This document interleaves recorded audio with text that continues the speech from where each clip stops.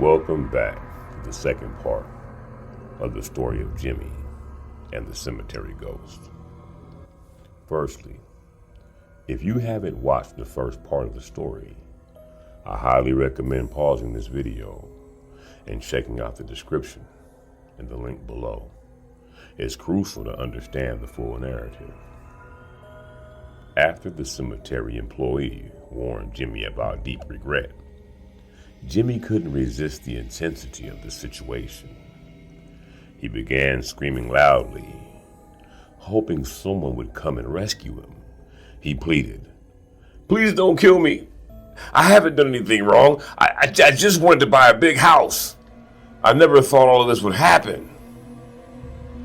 Overwhelmed by fear and panic, Jimmy lost consciousness. Fortunately, Jimmy's wife, Elena, had witnessed him entering the cemetery and followed him. After a long search, she finally found Jimmy, unconscious and screaming. She woke him up, asking him what had happened. Jimmy told her about the warning from the employee and how he was attacked by a ghost who wanted to kill him. Elena reassured him that there was no one there, and he seemed to be having a nightmare, screaming while asleep. After the incident, they quickly left the cemetery. It was 11 p.m. when they entered their house. To their shock, their door was locked, and all the lights were out. The place was pitch black. Just then, the children started crying loudly. Jimmy comforted his children, holding them close. Suddenly, they heard a woman's voice screaming loudly, pleading for mercy. She was screaming and apologizing as if she was being tortured.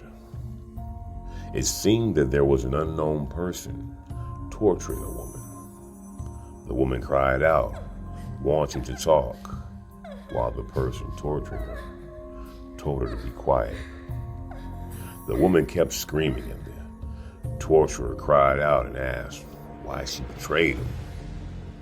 The children cried in fear as the atmosphere became tense. Suddenly, a gunshot echoed. It appeared that the man had killed the woman.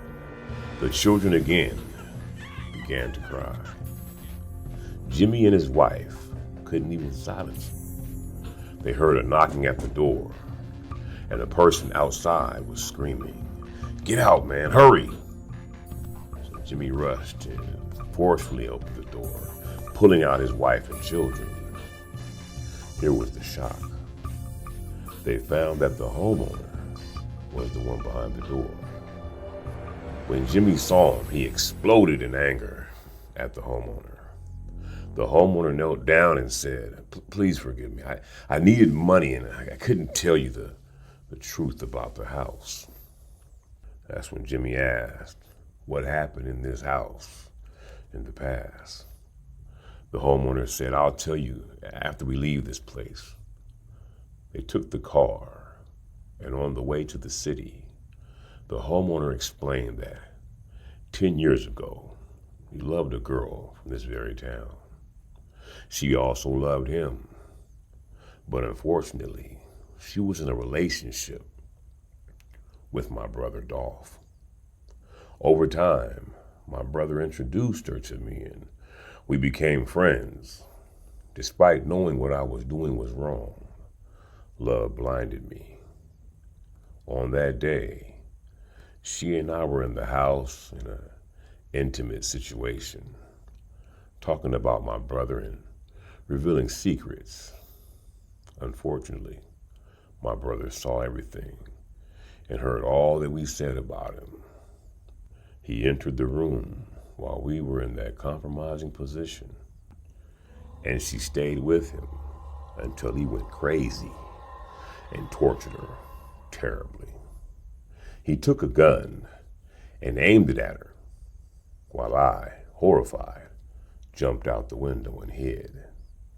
His girlfriend remained with him, all covered in blood, crying silently.